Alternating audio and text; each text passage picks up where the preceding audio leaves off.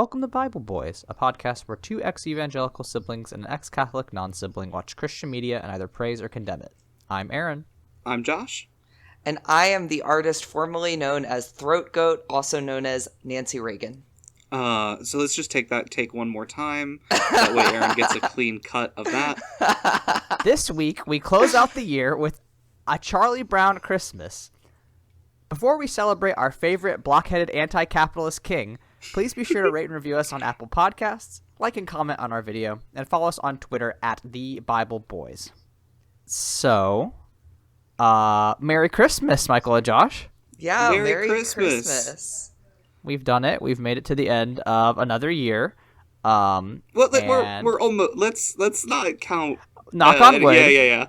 Well, there's this week has kicked my absolute ass, so I'm gonna wait. We've reached the end of another year of Bible Boys, specifically. Yes. I want to say this will be our last episode of the year, and we'll be back in January. But we wanted to close it out with something nice for you all, just a little Christmas treat to send you off into 2022. But yeah, it's going to be a fun one, I hope. Yeah, so we decided to watch a movie that I believe I've seen more than some loved ones. Our Father, which art in heaven, loved the Peanuts and still loves the Peanuts more than anything. Brian Greene just thinks these little guys. It just thinks Linus and Charlie Brown are just the neatest little guys. And Snoopy. Don't forget about Snoopy. Yeah, I love Snoopy's fucking awesome. So we watch this every Christmas multiple times. Yeah. We also, every Halloween, we watched the Halloween one, which is, I think, the best. And then every Thanksgiving, we watched the Thanksgiving one, which is amazing as well. To the point where we believed in the Great Pumpkin, a throwaway gag in the Halloween short, because one year while watching it, Michael said, "Hey, if Santa's real, what about this Great Pumpkin that Snoopy's looking for?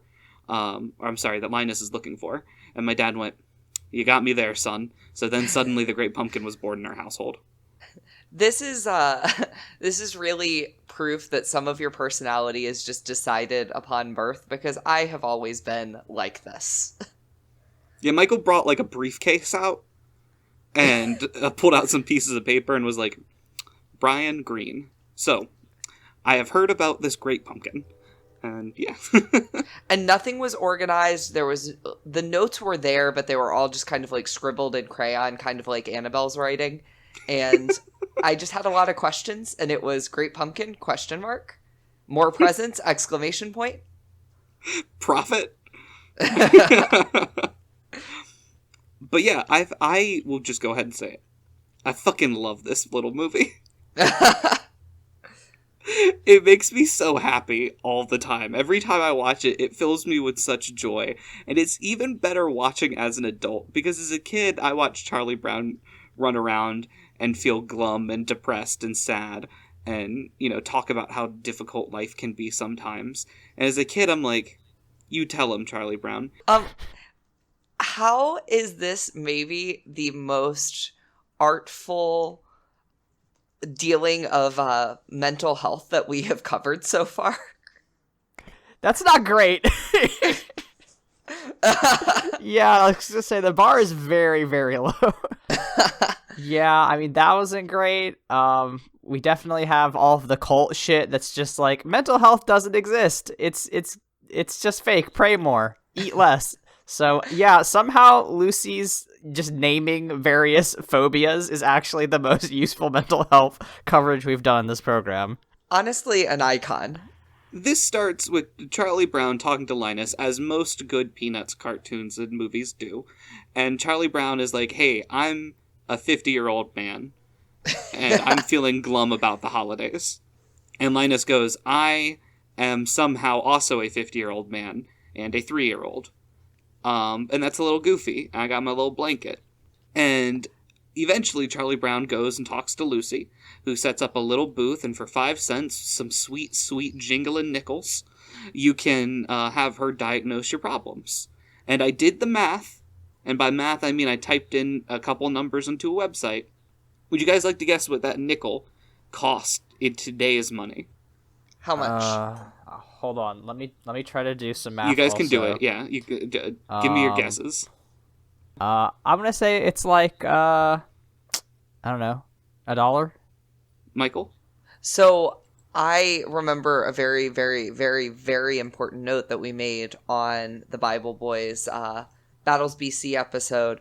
We're not supposed to talk about inflation on the cast. That's also very important. So true. Yeah. So I'm abstaining for religious reasons. It's 44 cents. So I was hoping for a nice, funny, like she charged him $48 or something like that. Everything works. So you also abstain from learning about inflation. Yeah.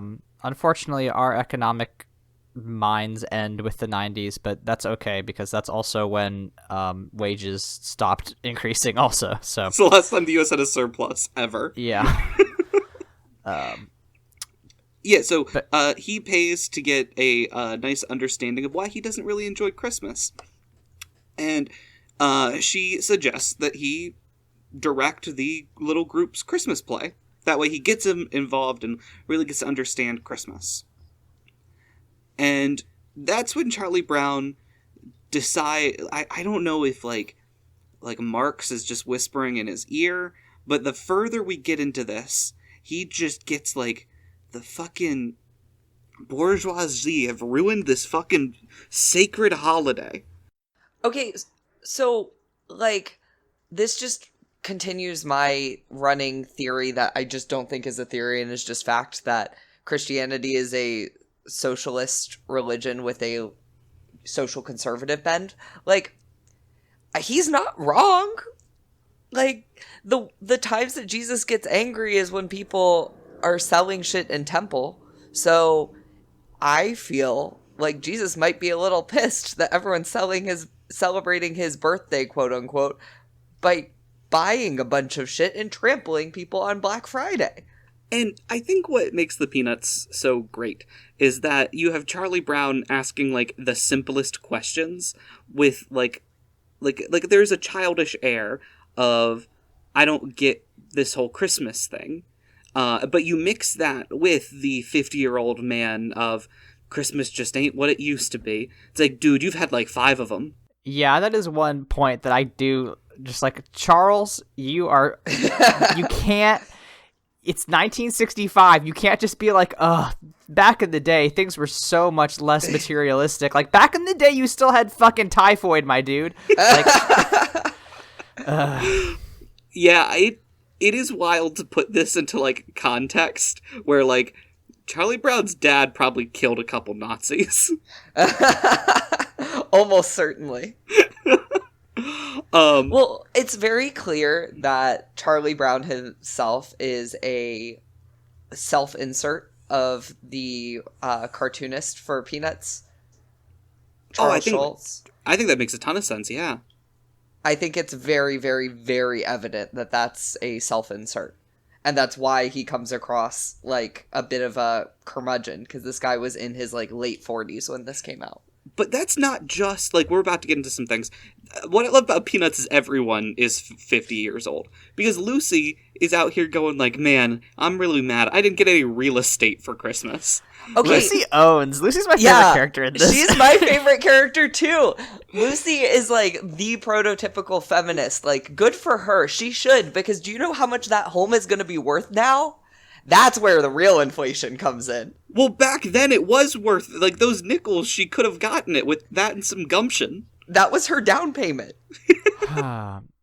My favorite Lucy bit in this is where, like, everybody is standing around in the snow, and she and Linus are talking about the snowflakes, and everybody's, like, sticking their tongue out and eating the snowflakes, and Lucy's like, I never eat snowflakes in December, and Linus is like, I think they're ripe, and she's like, no, you gotta wait till January.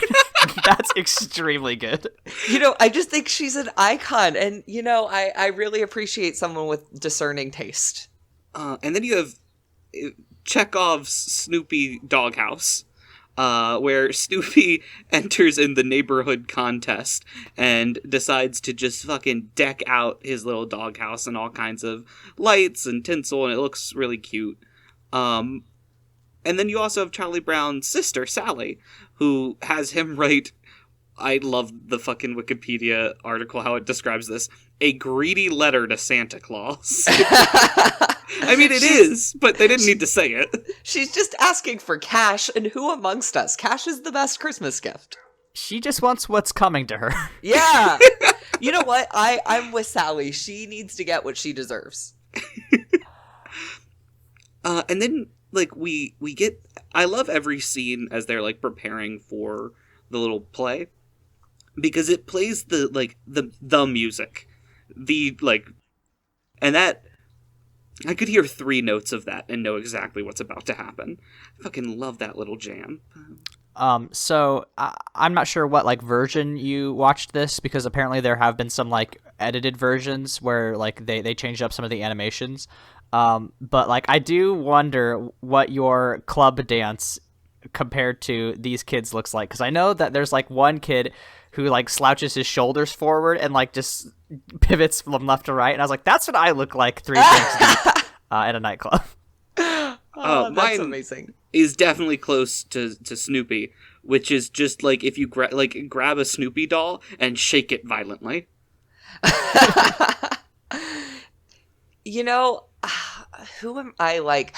I'm kind of like the kid that's just, like, bobbing their head back and forth, because once I do a shot of tequila, I just, like, no, there are no bones in my body anymore. I'm just all loose and ready to go.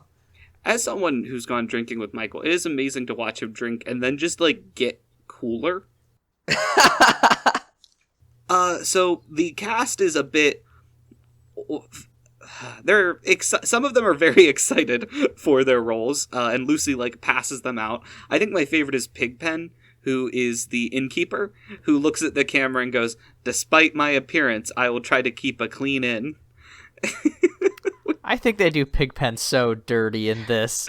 Charlie Brown, like, comes up earlier in the film and he's just like, "You're the only person I know that can raise a dust storm in a blizzard," or something like that. It's like, dog, this is why no one likes you.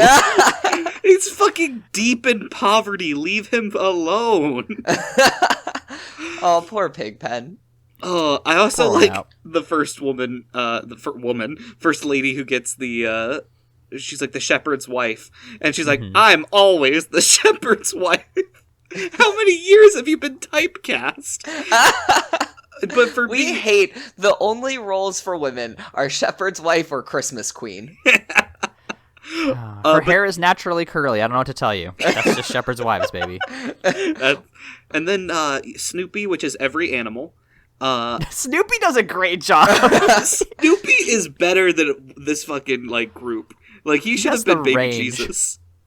But he does do the fun thing where he gets on top of Lucy's head while she is trying to yell at him. And, like, he's moving to each side so she can't find him. Just a classic gag. Every one of Snoopy's gags landed for me.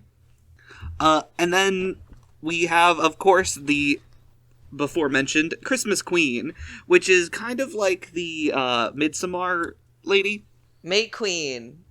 Yeah, similar roles. Yeah, what I saw next is that Lucy dresses Charlie Brown up as a bear, and they put him in a house, and you're really not going to believe what happens next. Michael got the fucking creepypasta version of the Charlie Brown Christmas special. Yeah, Michael, were there some, like, weird cuts in yours? You know, There's some weird cuts in Linus, if you know what I'm saying. Oh, it wouldn't have been Linus. Come on. He's a white guy.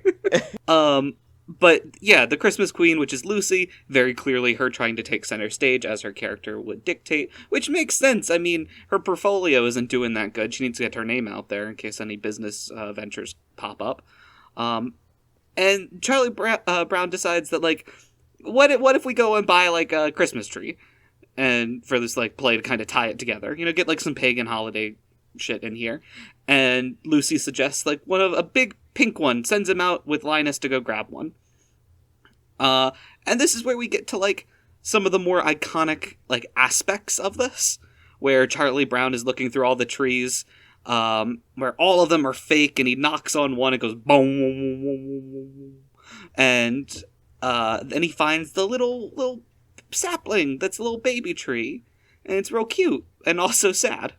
But yeah, Charlie Brown decides to pick out this one, and Linus is like, "Are you sure? I mean, it kind of sucks." But Charlie Brown's like, "No, this has got to be the one." And before they get back, we have another great scene, which is Lucy talking to Michael. What's his name? Piano Man. Schroeder. Elton John. Schroeder. Schroeder. My dad is disowning me somewhere. Yeah. So, and he's playing Beethoven, and she's like, no, get like Christmassy. And they have a fun back and forth while to get him to play like the most simplistic Christmas song. And I think there's something in that about like, you know, commercialism breaking down beautiful art to like its most simplistic form. But I'm reading way too deep into that little goof. I don't know if you can read too much into anything in these. Like, they're pretty intentional. Yeah, especially the next part.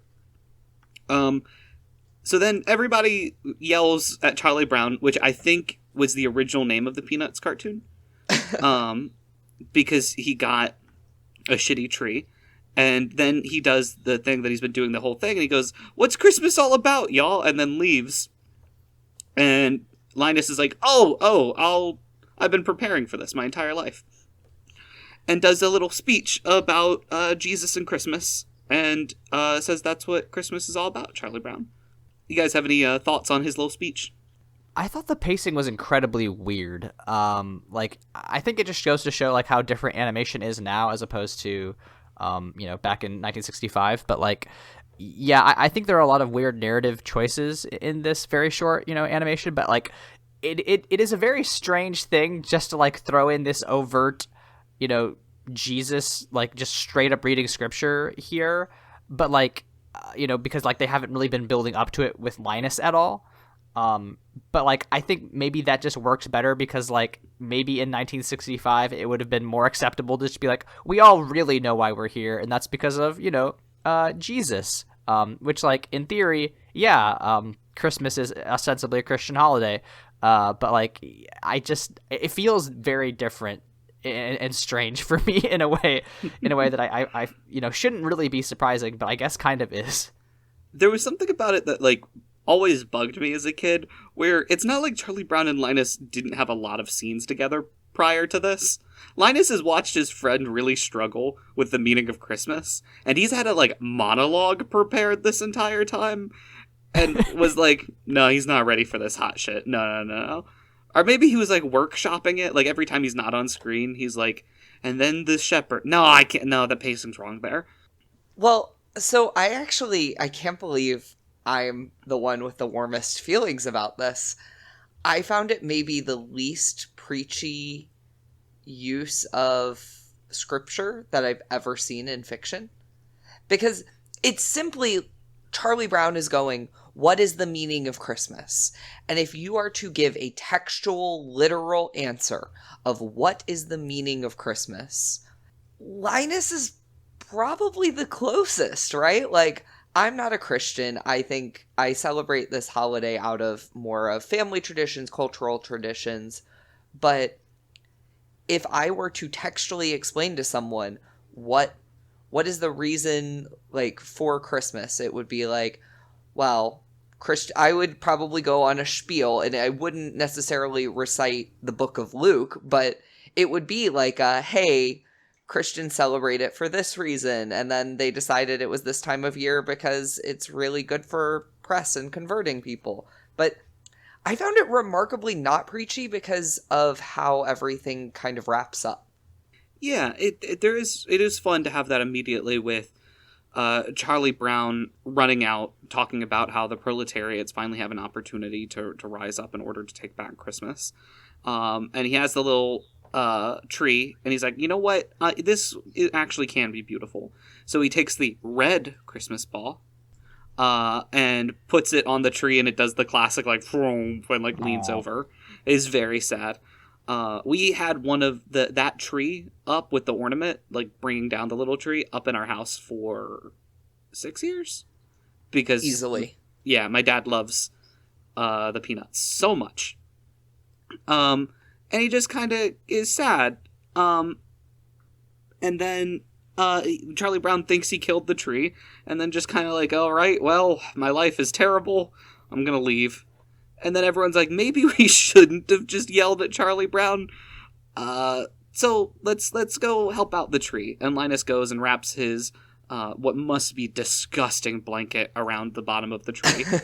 And says it just gotta give it some, I just say love or support. Either way, it's pretty. Just gotta give it a little bit of love and support. And then everyone tears down Snoopy's hard work and removes it. The winning doghouse removes all of the lights and sticks it on the tree, and then it suddenly becomes an amazing tree. Which, I love that scene. I'm giving it shit. And then they all start singing, and Charlie Brown returns. And they all shout, "Merry Christmas, Charlie Brown!" And then everybody sings together. So I want to touch on some stuff that Schultz talked about, like the little speech, because initially the producer didn't want that to be in the little short, and Schultz dropped a line that is right out of God's Not Dead 4 and says, "If we don't do it, who will?" Which just cracks me up to think that at the time of the 1965 is when this country needed, I guess it does make sense for the time period, but like, it's hard to think of that's when they needed to go back to Jesus. So, yeah, that is a perfect segue to one of the fun facts that I have, because I do have several. And that is talking about Schultz's religious journey. Mm-hmm. So he grew up as a Lutheran, but later in life started being described by others and then like not shying away from it as a secular humanist. Yeah. So he has said that Linus represents his spiritual side and that he really did kind of struggle with doubt. So he's quoted, "I do not go to church anymore. I guess you might say I've come around to secular humanism, an obligation I believe all humans have to others in the world we live in." His widow talked about it and also said that he had kind of a complex understanding of God. He didn't really believe as like God as this, Zeus-like Hercules figure in the sky. He was much more metaphysical about it all. And that he would go to Bible study and would go to church and then he would fall off. And he really was shaky on his belief. And that apparently was going on even while he was a regular church attendee. And so I do find it very interesting that this is someone that's like, well, if we don't, who will? I almost wonder if it was a way to kind of sell this like anti-commercialism for Christmas message more so than it is to sell a particular religious belief, because if this man is, teaching Sunday school and not telling people what to believe, why would he then go and insist that this be in it, if not to send a message to Christians, hey, don't commercialize your own holiday? So are you saying that like he took the pill of socialism and wrapped it in the cheese of Christianity for the audience of 1965? Because I love that so much. That's kind of where I land on it. I mean, this is a guy that very clearly was not dogmatic in his faith. He questioned, he doubted, he changed his mind. I really like that. There are like some other points that I found that like during this time period there wasn't a ton. Like Christmas television didn't include a lot of references to religion in the 60s,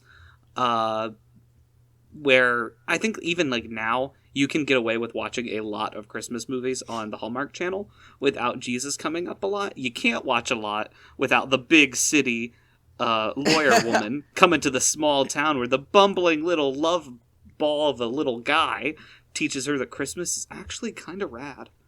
Yeah, I mean, that's absolutely true. Or that she has to go to a foreign country and get married on Christmas.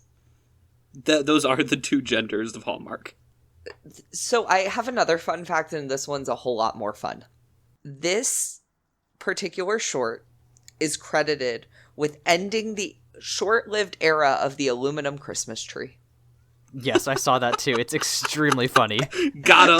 Like it's like, because apparently, right, they started in like 1958 is when they started producing them, and then right, this comes out in 1965, and then by 1967 they just stopped making them.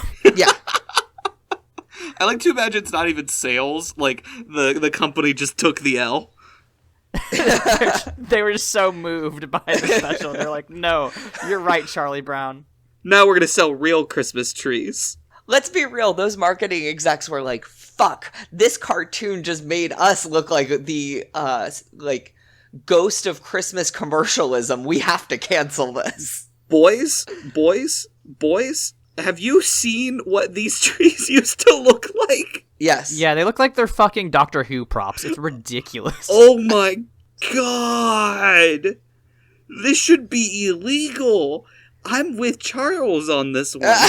Oh my god. I mean, thanks to this particular film, they practically are illegal.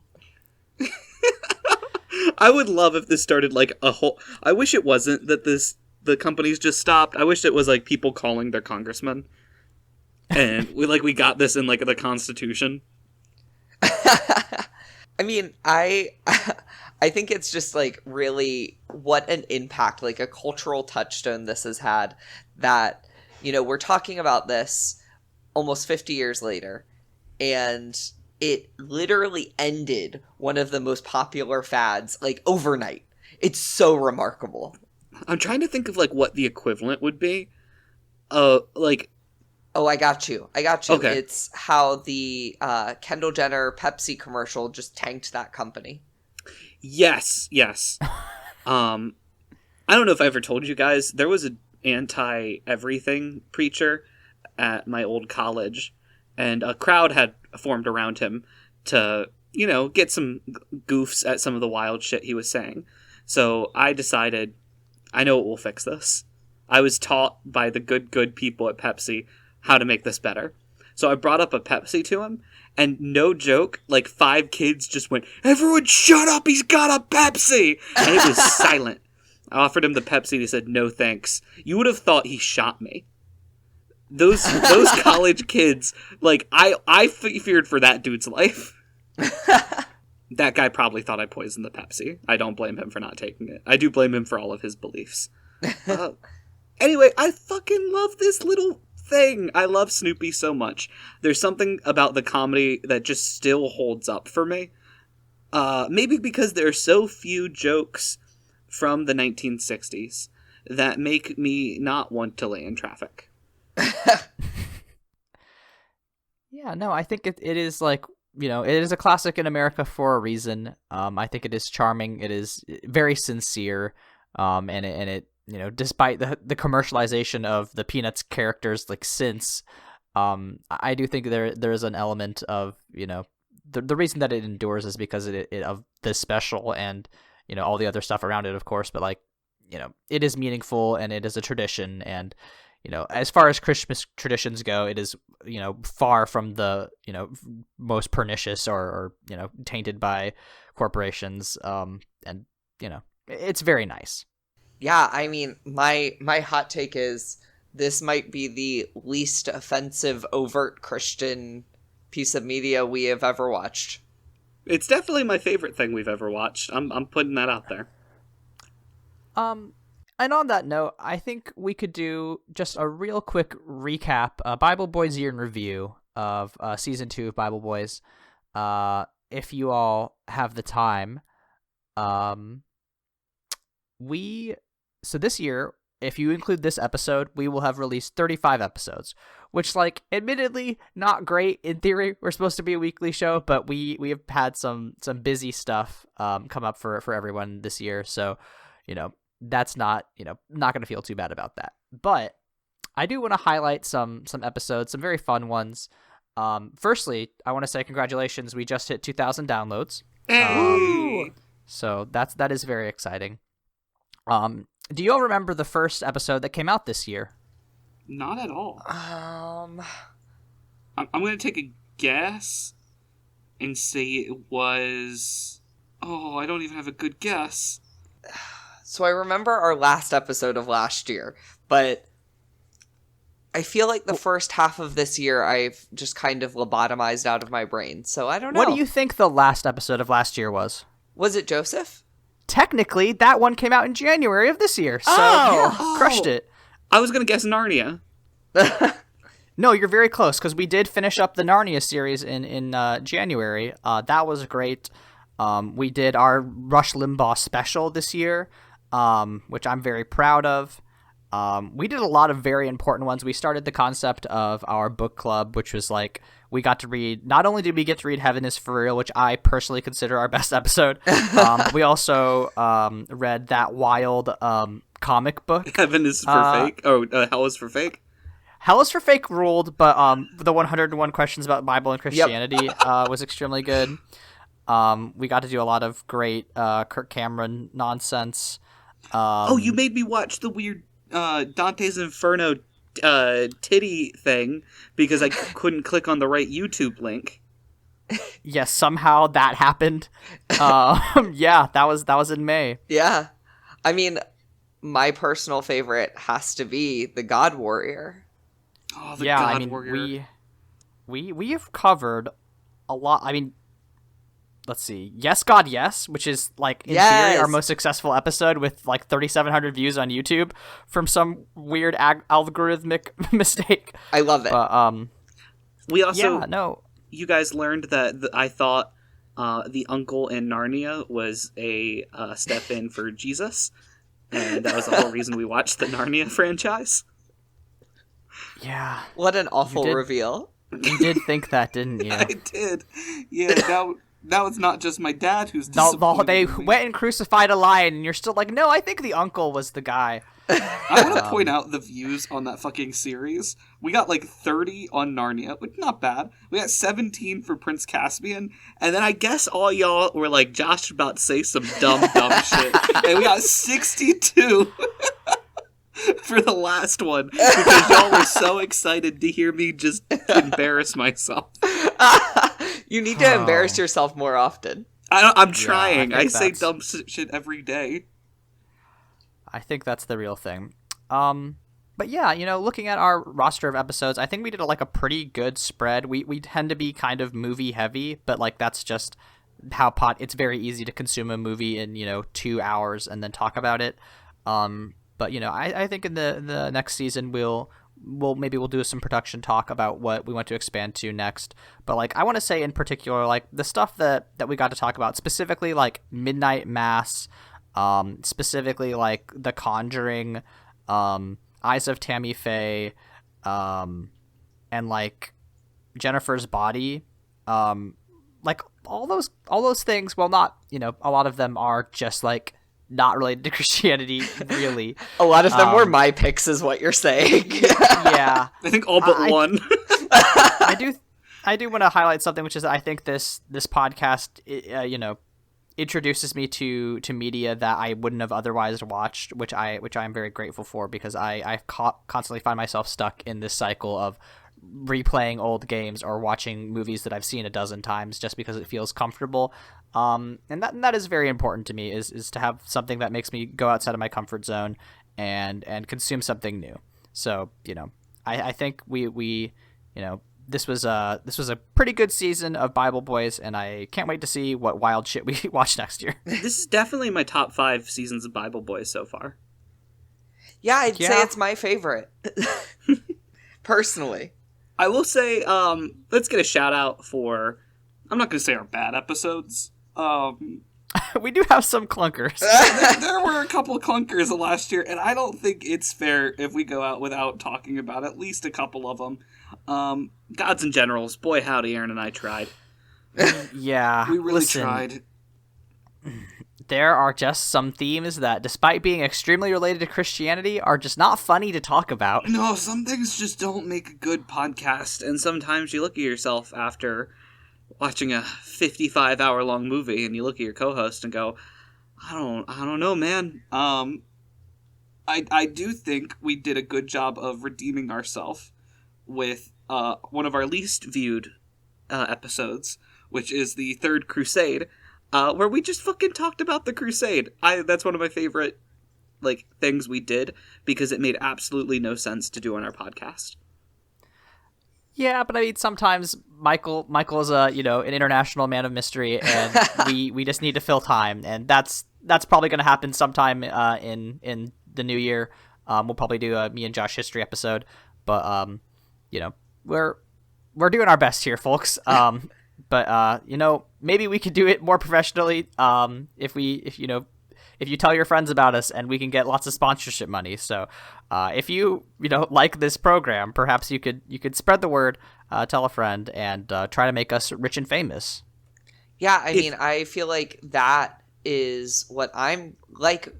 Our character Sally in this episode, that's what I deserve.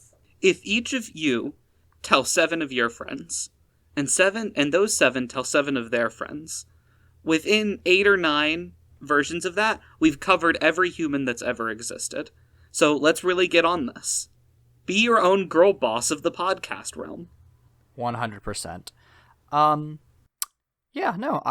We will see what comes in the new year. I think we're probably still going to be, irregular. I think we're all going through a lot of changes just between, Josh becoming more professional and moving in to that stage of life where you're like, your mid-20s. With Michael, you're going to be moving. I'm probably going to be moving.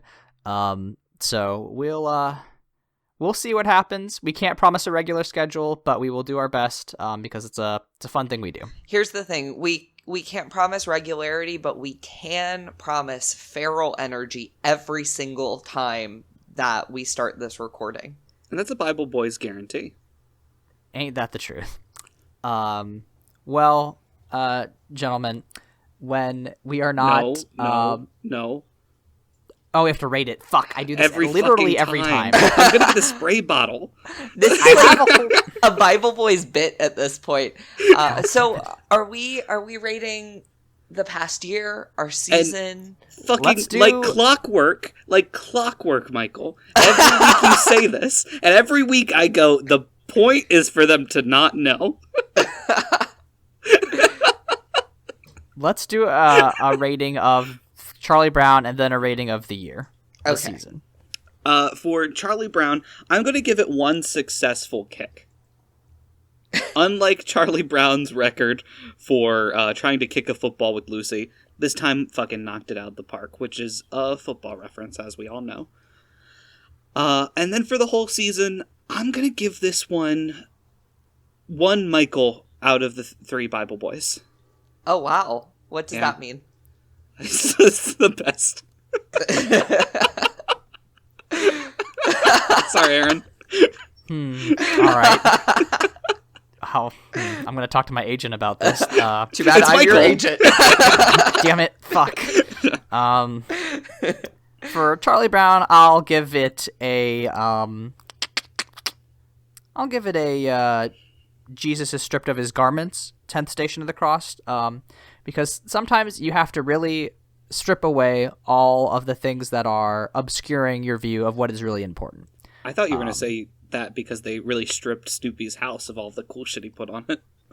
Yeah, I mean, and we got down to the most important thing, which is celebrating Jesus. And that's what the 10th Station of the Cross is. That's what this podcast is about.